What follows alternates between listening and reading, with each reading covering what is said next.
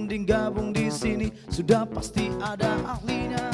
Semua masalah dan segala problema pasti ada solusinya. Topik hangat terkini tentang sumut hari ini, mari kita kupas santai di Markombur. Nongkrong inspiratif pastinya di Markombur. Iya, pastinya di Markombur. Pasti di Markombur. Segala sesuatu kita kupas dengan santai, tak boleh ada ketegangan, tak Iya. boleh ada depresi, semuanya harus tercipta solusi. Betul sekali. Sesuai dengan tajuk ini hari, Betul. kesannya Tentang apa, Bang Munir? menggugat ini. Mhm. Kenapa judulnya? Kaum difabel, tanggung jawab siapa? Macam menggugat pula kan. Nah, jadi, tapi artinya kenapa? Bukan gugatan yang kita munculkan. Tapi kita cari solusi, Solusi. semuanya apakah bertanggung jawab, semuanya apakah punya kewenangan untuk itu. Betul, Hadir betul, bersama betul. kita pada hari ini yang pertama Bapak Dr. Andes Basarin Yunus Tanjung Magister Sains. Tentu ini Kepala Dinas Sosial Provinsi Sumatera Utara. Luar biasa hari ini. Kalau kata orang berti, diambil berti, jangan diambil di para-para. Yang penting walaupun Bapak kita sebabnya agak nampak rambut putih, tapi juga sebagai wara. Artinya kenapa? Oke. Tetap pimpinan. kan Jangan gitu. bilang-bilangin orang rambut putih. Sendirinya Bapak juga rambutnya Ini putih bukan loh, putih, udah belang-belang. Kemudian ada Ibu ataupun Suster Andreani. Ini luar biasa. Beliau ini juga peduli dengan secara religi, dengan secara umum menghimpun anak-anak difabel untuk diberikan pembelajaran dan saat ini menjabat sebagai sekretaris Yayasan Karya Murni. Ini luar Iya, biasa. betul sekali. Yang peduli-peduli gini harus kita cepat dapat respon kan gitu. Betul. Tapi ada yang tak enak di sini. Apa yang nggak enak Bang Munir? Entah sakit kawan kita entah nggak tahu. Kenapa dia sakit Kau apa tengoklah pakai jas, pakai Pakai jaket. jaket dia. Sakit. Karena gimana? cuaca Kota Medan kan agak nggak menentu Bang Munir. Kadang panas, nanti tiba-tiba mendung hujan. Dia Nah. mungkin mempersiapkan diri gitu. Kan sedia payung sebelum hujan lebih bagus Betul, loh. tapi mempersiapkan nggak harus kali pakai jaket, pakai apalah, pakai jaket kan Namanya Mungkin dingin, Bang. kurang kebal Kenapa? imunitas tubuhnya. nih. Dingin. dingin. Hah, Dingin ya. Lihat Bang Munir terlalu hot. bukan. Mungkin maksudnya nggak biasa gini. kena AC kali Bang Ivan ya Bang Munir ya. Iya, aku rasa ya. Tapi yang jelasnya kita kembali kepada tajuk kita, yang jelasnya tentu pula Widya lebih tahu apa yang mau ditanyakan Aduh, pada jangan hari ini. gitulah Bang Munir. Bukan, ini benar loh Betul Widya. ya. Oke, kalau gitu ini karena kita berbicara soal kaum difabel, tanggung Iya. jawab siapa? Karena kan kemarin Bang Munir di tanggal 3 Desember kita baru saja memperingati Betul. Hari Disabilitas ya, Suster ya. Betul, iya. Ini internasional bahkan ya. Ya, Iya. Hari Internasional, Disabilitas tahun Internasional. 2022. Nah, ini kita mau cari tahu sebenarnya saat ini keberadaan kaum disabilitas di tengah masyarakat, sudahkah kemudian hak-haknya dipenuhi ya Bang Iya. Munir ya, oleh pemerintah, oleh kita juga sebagai masyarakat begitu. Tapi kalau gitu Widya ke Pak Kadis terlebih dahulu begitu. Nah, ini kita kemudian mensosialisasikan lagi ya Pak Kadis, kemudian menambah edukasi kita juga. Sebenarnya hak-hak dari teman-teman kita penyandang disabilitas ini apa saja Pak Kadis, agar kita kemudian paham bahwasannya sebenarnya hak baik itu yang disabilitas ataupun tidak sebenarnya sama saja begitu ya Pak Kadis. Silakan Pak. Baik, terima kasih Mbak Widya, Pak Munir. Iya, Ya, Pak. selamat sore. Selamat sore. Selamat Pak sore Kadis. juga pemirsa TPRI yang terhormat. Hari ini kami diundang dengan TPRI. Terima kasih atas undangannya Pak Ya, Munir, mari, Mbak Pak. Widya. Sama-sama Pak Dengan Kadis. topik tentang disabilitas, tentunya kaitannya ini dengan beberapa hari yang lalu. Ada Hari Disabilitas Sedunia ya, yang dirayakan jatuh tempo pada tanggal 3 Desember 2022 yang lalu. Terkait dengan apa yang disampaikan oleh Mbak Widya tadi, bahwa saya bercerita sedikit dulu tentang bagaimana sih kronologisnya ceritanya ini tentang Hari Disabilitas ini ya. Ini di tahun 70-an ini ada terjadi stigma ataupun pengasingan terhadap orang-orang penyandang disabilitas ini atau saudara-saudara kita yang disabilitas ini, itu di London, Inggris ya. Sehingga ada pemerhati ya mengatakan bahwa sesungguhnya ya itu manusia juga, ya, Betul. manusia juga mempunyai hak juga di dalamnya itu, sebagaimana kita manusia ataupun orang-orang yang normal, ya. Nah, oleh karena itu dirumuskan di dalam pertemuan-pertemuan umum di tingkat PBB yang pada akhirnya tahun 2006 itu kita tahu itu dirumuskan kompensennya itu bagaimana mengakui hak-hak terhadap saudara-saudara kita yang disabilitas ini. Ya. Kemudian ratifikasi terhadap itu pemerintah Indonesia juga mengikuti, ya, ikut membubuhkan tanda tangan di dalamnya itu di tahun 2007. Ya. Kemudian untuk mengakui bagaimana disabilitas ini dilindungi, ya, dilindungi, kemudian disamakan haknya dengan rekan-rekan ataupun saudara-saudara kita yang normal, ya. Terkait dengan ini, bahwa di dalam masyarakat itu sering kita lihat bahwa perlakuan-perlakuan terhadap saudara-saudara kita yang penyandang difabel ini ataupun disabilitas ini mengalami stigma, ya, mengalami ketimpangan, ya, ketimpangan, ya. Baik itu dari segi aksesibilitas, ya, baik dari itu kesempatan mencari kerja, baik itu untuk hak-hak memperoleh hak-hak hidup lainnya. Kita tahu yang pertama hak itu yang paling hakiki itu kan hak asasi, gitu, ya. Hak asasi itu adalah hak untuk hidup, salah satunya itu hak untuk hidup, ya. Ini juga banyak case-case yang yang terjadi, ya, yang terjadi bahwa karena seseorang itu dulunya itu mungkin difabel, kemudian itu dianggap sebagai mungkin kutukan, gitu kan, dianggap sebagai hal-hal yang negatif, membuat stigma. Ini juga yang menjadi harus dilindungi, hak untuk hidupnya itu, ya. Kemudian selain daripada hak asasi itu ada namanya hak konstitusional, ya. Hak konstitusional itu hak yang diberikan oleh undang-undang dasar apapun undang-undang yang lainnya. Saya kembali kepada dasar hukum tadi di tahun 2007 pemerintah ikut meratifikasi kompensen itu, maka lahirlah undang-undang difabel kita di tahun 2016, ya. Ya. Undang-undang nomor 8 kalau saya tidak salah itu, ya. 8. Tahun 2016. Di situ dirumuskanlah bagaimana melindungi hak-hak daripada difabel ini. Dirumuskan di sana kalau saya tidak salah ada 27 haknya. 27 haknya itu termasuk hak hidup, dimasukkan hak asasinya, kemudian hak untuk konstitusionalnya, mulai hak politik, hak untuk mendapatkan layanan, hak untuk kesehatan, hak untuk mendapatkan ekonomi kehidupan, gitu, ya. Nah, itu semuanya diatur, ada 27 di dalam undang-undang itu untuk melindungi hak-hak daripada kaum difabel ini. Luar biasa, artinya kenapa? Jadi bagi kita yang normal, tidak ada alasan tidak menerima kehadiran mereka. Ya. Kenapa? Sedangkan mereka yang difabel sendiri menerima keberadaan mereka. Konon kita yang normal, kenapa nggak kita terima mereka? Kan timbal baliknya harus begitu. Jadi kepada seluruh warga Sumatera Utara khususnya, kami hanya berpesan. Jangan kecilkan, jangan kucilkan, jangan diskriminasi. Kaum difabel adalah bagian daripada keluarga kita yang perlu kita lindungi, yang punya hak yang sama terhadap diri kita dan yang lainnya. Itu dia yang paling penting. Iya, Sekali. betul. Sesama manusia, Iya. kita sama-sama ciptaan Tuhan, ya, nggak ada yang lebih spesial dari yang Iya. lain, mau dia disabilitas atau tidak, kita Betul. semua sama, Iya, gitu, ya. betul. Nah, kalau dari pandangan Suster Andriani sendiri saat ini, hak-hak dari para teman-teman kita penyandang disabilitas ini, apakah memang sudah benar-benar didapatkan? Sudah ada Undang-Undang Nomor 8 Tahun 2016, dan apakah hak-hak tersebut sudah didapatkan begitu untuk teman-teman disabilitas? Iya. Seperti apa pandangan Suster? Sama seperti yang telah disampaikan Pak Kadis tadi, ada beberapa hak yang sudah dicantumkan dalam Undang-Undang Nomor 8 Tahun 2016.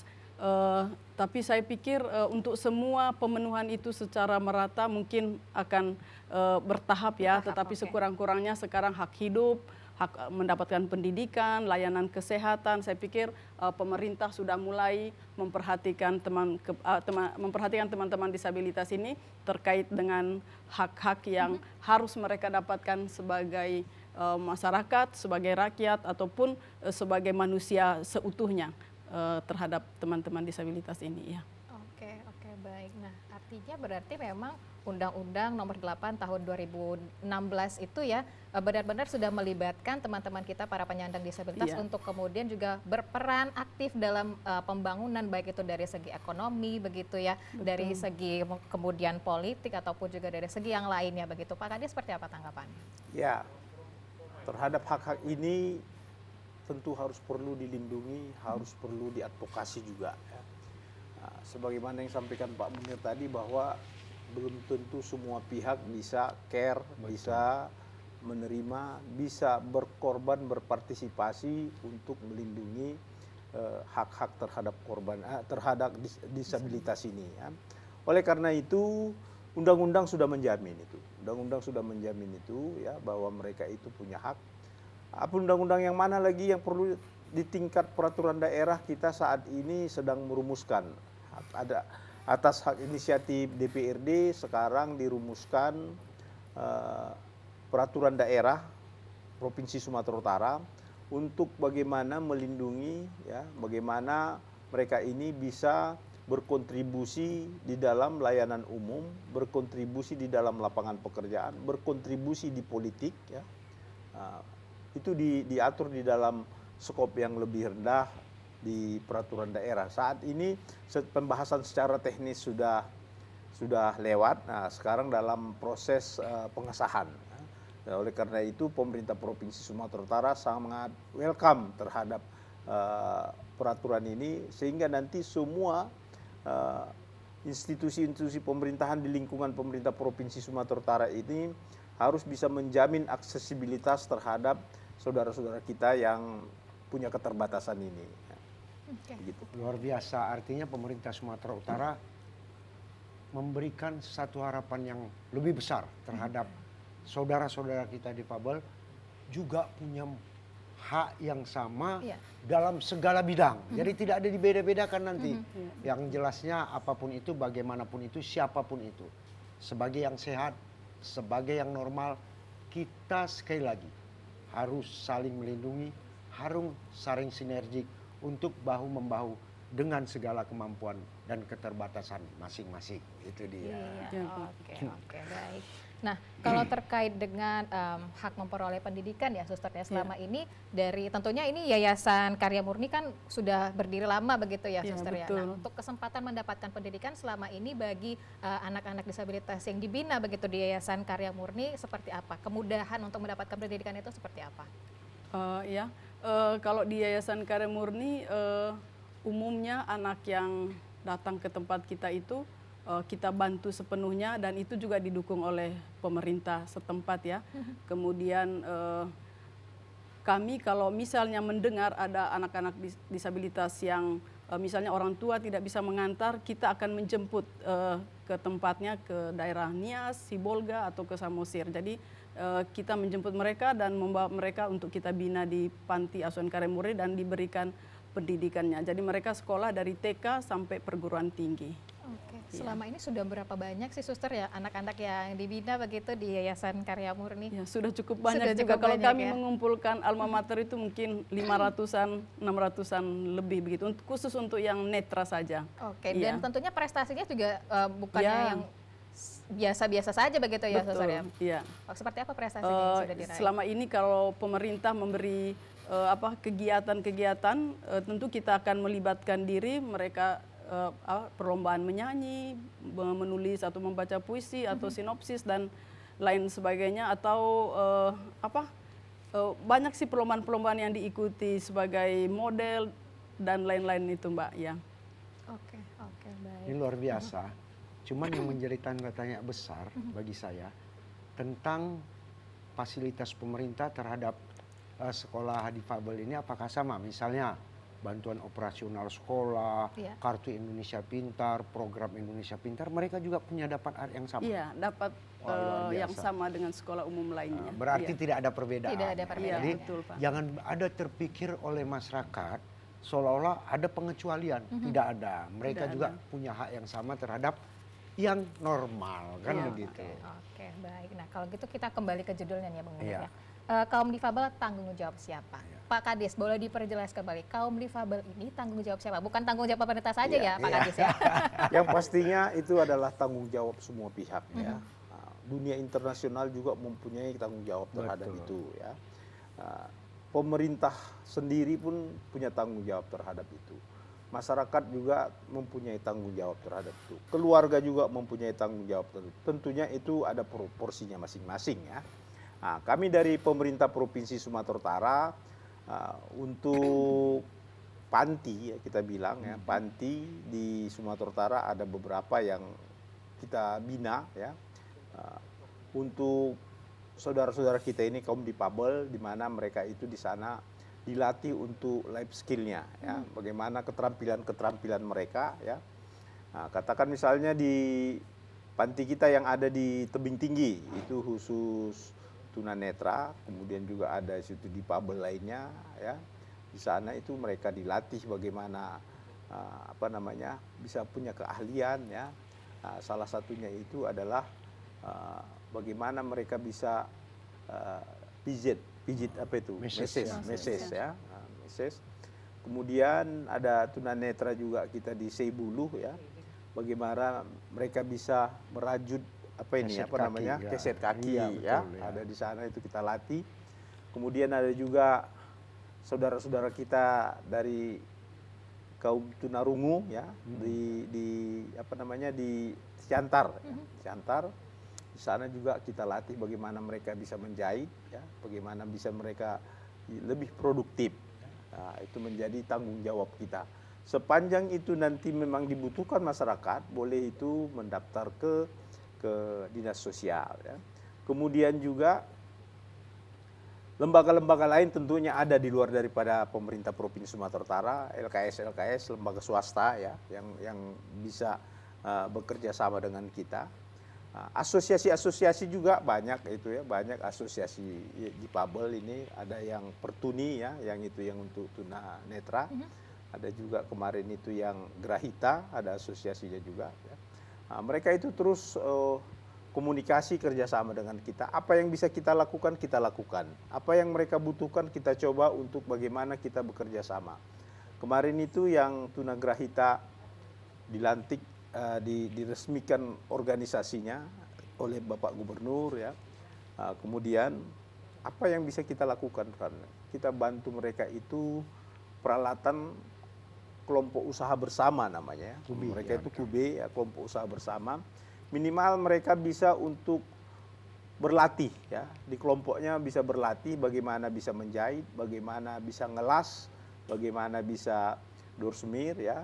Sehingga nanti lapangan pekerjaan yang ada di luaran itu, di masyarakat itu mereka bisa akses. Kalau sudah ada keahlian mereka bisa akses kan, seperti itu ya. Jadi tanggung jawab pemerintah pada saat ini ya, sepanjang bisa kita mampu untuk mendorong bagaimana melatih mereka itu mempunyai keahlian, skill untuk bisa menopang hidupnya itu, nah, kita lakukan. Mungkin dari masyarakat lingkungan ya mungkin jangan menstigmakan, ya itu tanggung jawab kita bersama ya kan, jangan menstigmakan.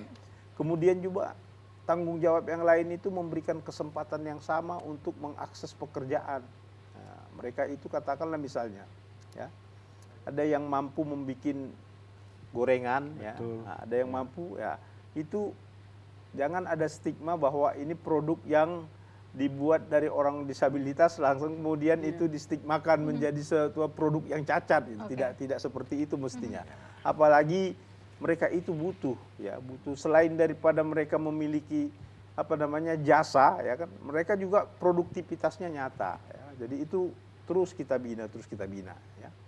Itu yang dari pemerintah Provinsi Sumatera Utara. Jadi luar biasa, ternyata memang benar adanya dinas sosial sebagai satu lembaga yang peduli memberikan bantuan, tapi tidak dalam bentuk materi, dalam bentuk support sarana dan prasarana dalam kelompok usaha bersama. Ada yang mau saya tanya Pak sedikit. Silakan. Artinya ini saudara-saudara kita yang difabel kan menciptakan sesuatu, katakanlah keset kaki dan sebagainya. Apakah pemerintah sudah mengupayakan untuk sisi pemasarannya Pak?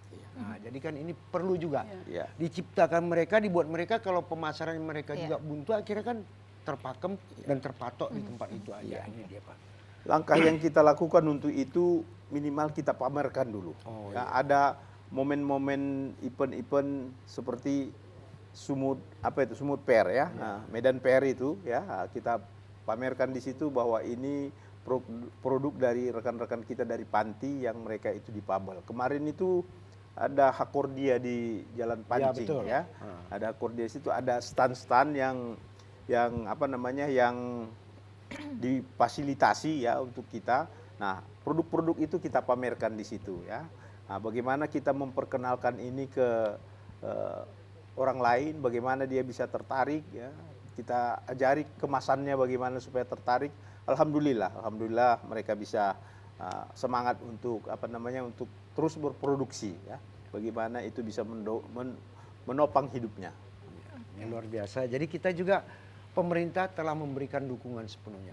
Kembali kepada kita masyarakat, kalaupun kita punya usaha, katakanlah berbuka usaha, silakan. Kebutuhan untuk pemasarannya perlu tenaga kita, perlu pemikiran kita untuk membantu masyarakat difabel dalam hal memasarkan produknya. Itu dia. Yang jelasnya bahagia kita karena kan apa? Kerakap batang kerakap. Jangan ditebang si batang timun, bercakap kita bercakap, erok kita dengarkan musik sambil minum. Kan itu dia. Pak Munir luar biasa. Silakan Bang Ivan. Ayo mari kita.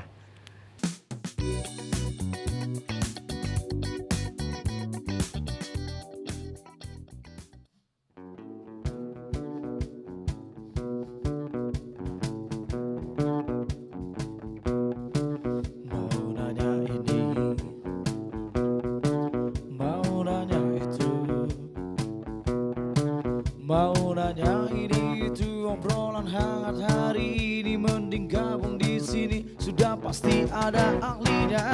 Semua masalah dan segala problema pasti ada solusinya.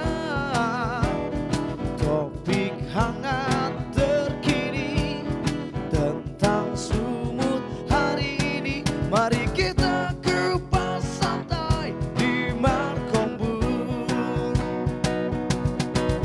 Nongkrong inspiratif pastinya di Markombur. Di Markombur. Yo, pastinya di Markombur. Tentu pula sejauh mana tanggung jawab dan tanggung jawab siapa dan bagaimana pula tanggung jawab kita buka dialog interaktif. Oke, baik. Siap. Kita Ke buka ya. nomor 0811 6100 386. Sekali lagi ke 0811 6100 386. Silakan bagi pemirsa yang ingin kita katakanlah berinteraksi, menanyakan sesuatu atau memberikan solusi sesuatu, kami siap menantikannya 30 menit dari sekarang. 30 menit dari sekarang. Oke, sebelum acara kita berakhir ya, Iya. ada baiknya kalau mau diskusi langsung dari Silakan, sekarang jangan aja, Bang Munir. jangan ngomong-ngomong di belakang. Nah, nanti fitnah jadinya ya kan. Oke, Nah, oke, ini dia. langsung aja kalau mau ngomong. Oke, tapi kalau Wida ke Suster Andriani ya, tapi kalau dari Suster sendiri itu melihat saat ini, apakah teman-teman kita penyandang disabilitas masih mendapatkan stigma-stigma begitu yang tentunya kurang menyenangkan begitu ya? Karena saat ini kan tentunya kita harapkan teman-teman penyandang disabilitas bisa diterima begitu di masyarakat. Sekarang mungkin memang sudah diterima begitu, Iya. tapi apakah saat ini masih ada mendapatkan stigma-stigma seperti itu, Suster? Ya, baik Mbak Widya. Memang kalau kita lihat ya, teman-teman disabilitas dan juga kalau kita bersharing bersama mereka, bahwa beberapa di antara masyarakat atau orang-orang, segelintir orang masih ya memberikan stigma yang kurang baik kepada mereka, atau memandang mereka selalu membutuhkan belas kasihan atau orang kelas kedua dan seterusnya. Tetapi itu tidak semua ya, tidak semua. Tetapi ada sajalah masyarakat-masyarakat yang mungkin belum terlalu paham, belum terlalu mengetahui lebih mendalam siapa itu disabilitas. Tapi dari kami di Yayasan Karya Murni itu selalu ada sosialisasi secara perlahan-perlahan kepada beberapa masyarakat, beberapa golongan masyarakat, supaya kita mau menunjukkan ini mereka para disabilitas punya kemampuan macam-macam sehingga masyarakat mulai belajar oh ternyata disabilitas itu punya kemampuan yang banyak yang sama dengan orang pada umumnya. Jadi kita berharap ke depan pemerintah juga senantiasa bekerja bergiat untuk memberikan sosialisasi itu kepada masyarakat dan kami juga yang mitra kerja dengan pemerintah terutama Dinas Sosial dan Dinas Pendidikan juga kami bertanggung jawab juga untuk mensosialisasikan itu kepada masyarakat umum sehingga mereka secara perlahan mengenal siapa itu disabilitas. Begitu, Mbak. Oke, baik. Kalau bagi saya bukan kami, harus kita. Kita, semua. iya, betul, Jadi ya. tak ada istilah kami, tapi kita. Siapapun itu tetap bertanggung jawab. Itu Iya, dia. betul, Pak. Jadi solusinya jelas kan gitu. Iya. Nah, itu dia. Jadi saya juga ingin tanya kepada Bapak. Artinya judulnya tadi sebagaimana yang disampaikan Ibu kami. Saya kumulatif jadi kita. Sejauh mana kita memberikan sosialisasi kepada masyarakat agar kaum difabel ini tidak menjadi orang nomor 2, tapi tetap sama derajatnya dengan Iya. kita. Ini dia Pak. Ya, baik. Terima kasih Pak Munir bahwa secara regulasi sudah diakui, ya, Siap. dilindungi. Hak-hak mereka itu dilindungi sama kesempatannya dengan yang kita yang normal. Kalau ada membuka kesempatan kerja ya di lembaga-lembaga ataupun di institusi-institusi itu harus mengakomodir mereka ya sesuai dengan kemampuan mereka masing-masing. Di mana mau ditempatkan tentunya disesuaikan dengan kemampuan ya. Kita tahu sekarang ya huruf-huruf braille sudah banyak ya kan, komputer juga sudah bisa akses dengan mereka ya. Demikian juga dengan peralatan-peralatan kantor juga sudah banyak yang mereka bisa diperuntukkan untuk mereka ini kan. Nah, katakan misalnya kalau hanya untuk mengetik pekerjaan kantor tidak ada hubungannya kan dengan kaki Pak ya kan. Iya. Kan paling brainnya sama tangannya ya. Nah, kalau memang output pekerjaan itu untuk mengetik, kenapa mesti harus dibedakan yang difabel dengan yang nggak difabel kan gitu. Nah, oleh karena itu hal-hal semacam inilah yang ke depan harus terus kita sosialisasikan, harus kita gugah, baik itu institusi pemerintah, institusi swasta. Undang-undangnya sudah jelas, ya, tinggal bagaimana pelaksanaannya. Bagaimana pelaksanaannya. Ke depan kita nanti itu bagaimana bisa mengadvokasi saudara-saudara kita ini supaya mana yang menjadi hak mereka itu terlindungi dan ada salurannya. Kalau memang kemudian haknya ini didiskriminasi ya kemana salurannya, nanti akan kita rencana ke depan kita akan membuat perlindungan terhadap hak-hak mereka ini. Oke, baik. Kalau Ya untuk insya Allah secepatnya peraturan daerahnya keluar jadi Iya. jelas. Ya, betul ya Pak. Kekuatannya, iya. Oke, Pak Kadis, tapi kalau untuk hak mendapatkan pekerjaan Pak bagi teman-teman kita yang penyandang disabilitas saat ini dari pemerintah Provinsi Sumatera Utara tindakan maksudnya komitmen optimalnya begitu ya Iya. Pak Kadis untuk kemudian memberikan kesempatan yang sama terhadap teman-teman disabilitas untuk mendapatkan pekerjaan begitu Pak Kadis. Iya. Yang pertama itu bagi yang bisa mempunyai keahlian sesuai dengan bidangnya itu kita salurkan ya. Katakan misalnya itu ada ketua Portuni itu, ketua Portuni itu nih Pak Saipul ya yang tunanetra. Dia itu punya keahlian untuk meses tadi sehingga sekarang dia sudah kita angkat tenaga honor ataupun tenaga mentor di panti kita, bagaimana dia bisa memberikan ilmunya itu kepada generasi muda yang belum ahli di situ ya. Nah, kemudian juga kita terus memberikan kesempatan-kesempatan ya walaupun dalam angka yang relatif sedikit ya. Nah, ke depan mungkin itu terus akan bertambah kita bikin. Oke, baik. Artinya walaupun dia masih terbatas dalam penerimanya, tetap pemerintah provinsi menerima. Ya mudah-mudahan di program P3K nanti terkabul Iya, pula betul, kan, betul. tercover Iya, mereka kan ini luar biasa ini kan. Iya. Dan dalam penerimaan aparatur sipil negara juga saat ini sudah ada ya Pak Kadis ya kemudian diberikan khusus kuota untuk para penyandang disabilitas Iya, begitu ya. betul. Dan ini merupakan komitmen dari pemerintah juga bahwasannya dunia kerja saat ini sudah ramah begitu terhadap Iya, penyandang disabilitas. Nah kalau dari Suster Andreani sendiri sudah berapa banyak kemudian anak-anak yang merupakan yang didampingi begitu ya di Yayasan Karya Murni ini yang kemudian sudah mendapatkan pekerjaan dan sudah bisa menghidupi kehidupan mereka masing-masing begitu. Oh iya, baik kalau teman-teman yang selama ini, teman-teman difabel yang kita dampingi selama ini, beberapa orang Pak Kadis sudah juga bekerja di salah satu perusahaan di Kota Medan ini. Oke. Di situ ada 10 anak kaum disabilitas rungu yang bekerja di perusahaan tersebut, dan hasilnya sangat baik ya. Kemudian teman-teman umum, orang umum lainnya yang bekerja bersama mereka juga sangat mendukung mereka, sehingga mereka sangat betah dan bisa menghidupi keluarganya sendiri. Ya. Kemudian di kami juga di Yayasan Karim Muda juga ada membuka pelatihan kerja, jadi yang bekerja itu semua teman-teman disabilitas netra maupun rungu. Ini luar biasa, dan TVRI membuktikan itu. Ya. Di TVRI juga ada rekan-rekan kami difabel yang menjadi pegawai TVRI Oh, saat luar ini biasa. Sumatera Utara. Ya. Itu alhamdulillah. Jadi terus terang tak bercakap kita kerakap batang kerakap yang jelas dan terbang batang jati. Bercakap kita boleh bercakap, Oke. tapi tetap teguh di dalam hati. Buktikan kan itu dia. Bang Ivan ada yang mau ditanyakan mungkin dari tadi melirik-melirik. Aku perhatiin lah kalau dia melirik. Iya, lincah kali kok perhatiinnya ya. Aku memang Ada, cuma Bu. hari ini bukan apa, tak jadi perhatianku dia. Karena Kenapa gitu sih Pak Munir? perkara pakai jaket tadi ini. Nah, apa Pan? Coba Nah, awan. tadi mana ini masalah pekerjaan, tapi sudah dijawab sih tadi Oke. masalah teman-teman difabel yang gimana masalah pekerjaan mereka, terus di kerjaan gimana sih diterima ya.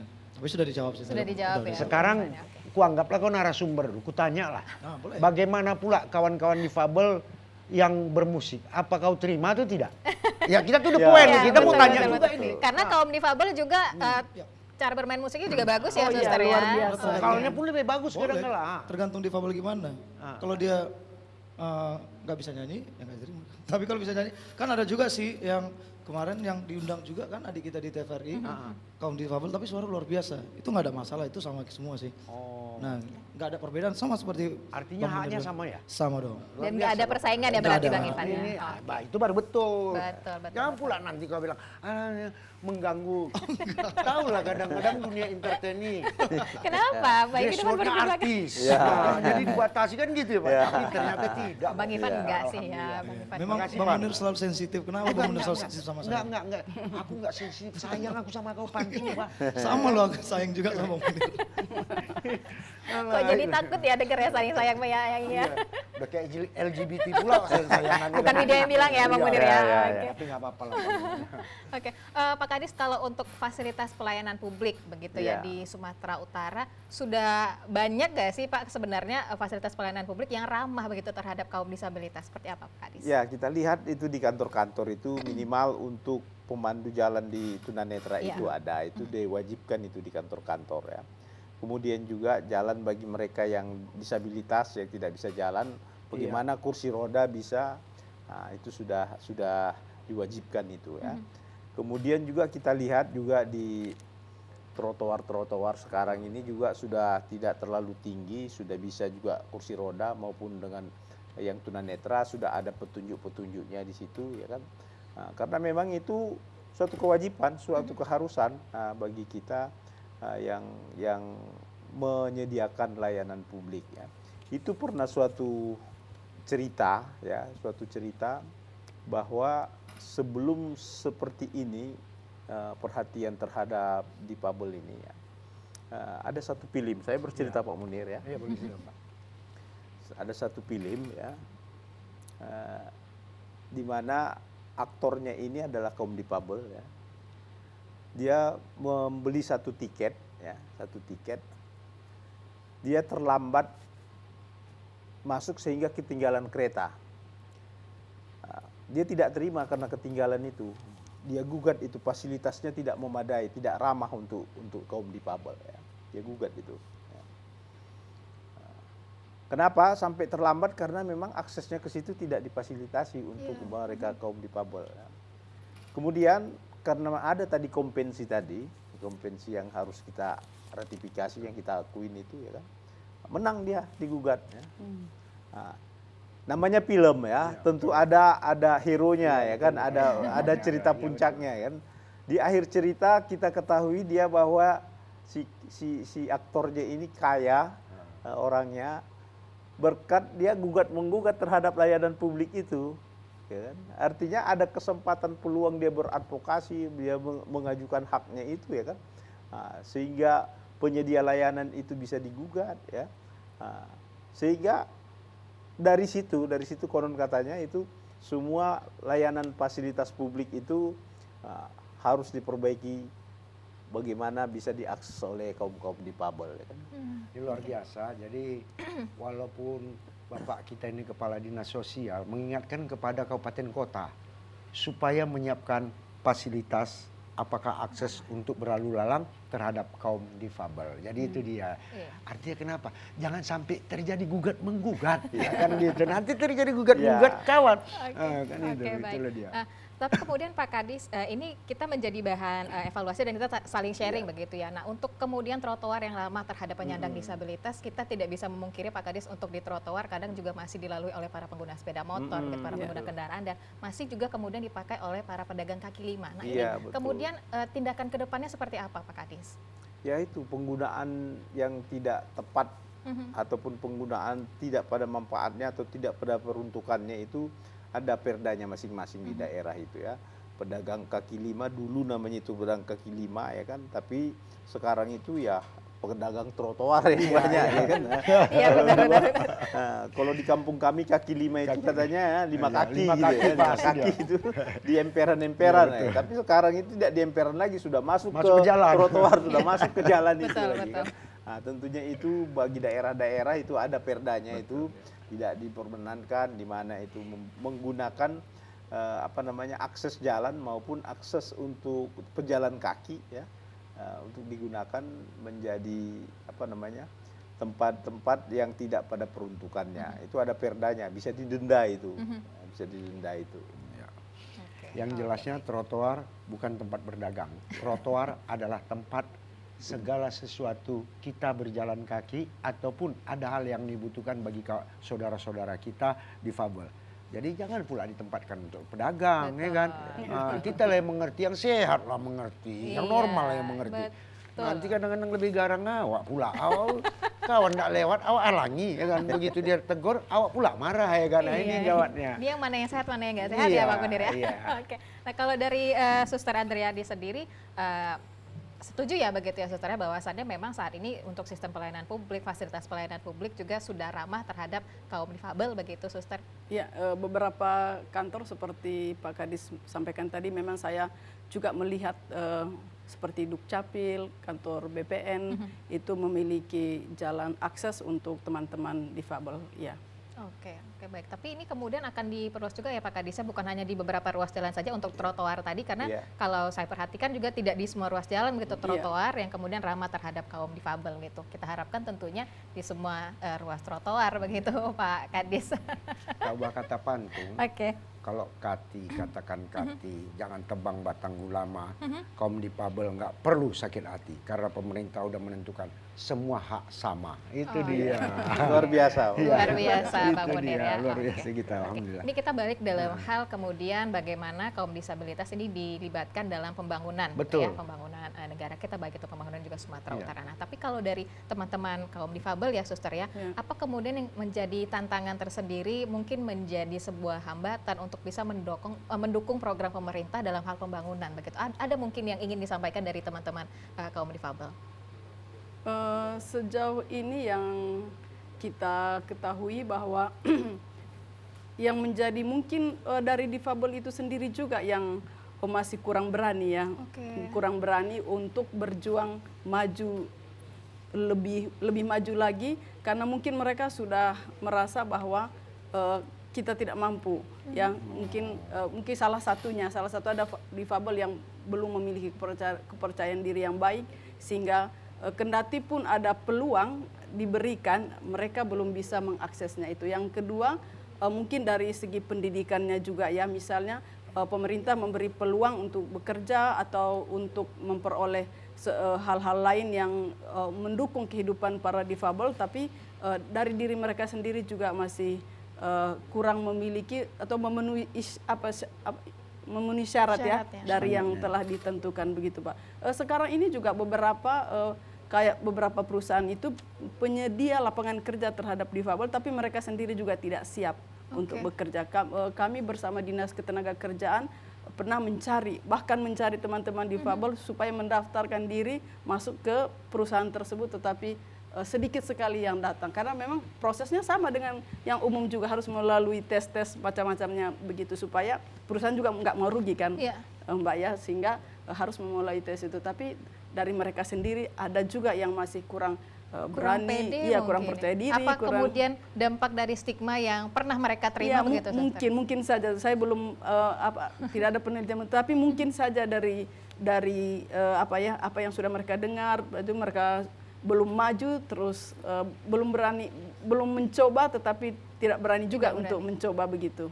Sehingga memang dari kita sendiri di tempat pembinaan itu memang latihan untuk tingkat kepercayaan diri itu harus ada begitu, Mbak, supaya mereka juga berani berjuang untuk kehidupan sendiri begitu. Oke, keren. Inilah enaknya kalau udah ngomong-ngomong, yang jelasnya kita tahu, rupanya selama ini secara pengetahuan kita terbatas mungkin masyarakat. Kemudian biar supaya masyarakat tidak gagal paham dan tidak menilai kaum difabel adalah kaum kedua, tetap sama haknya dengan kita-kita yang sama, maka perlu kita mengadakan sosialisasi nanti sekali-sekali bersama Bu Suster, bersama Pak Kadis, bersama elemen lainnya, stakeholder lainnya, kita bentuk satu tim untuk sosialisasi. Kan lebih enak jadinya, ya kan. Jadi sehingga masyarakat, oh mereka punya yang sama, oh mereka begini, mereka.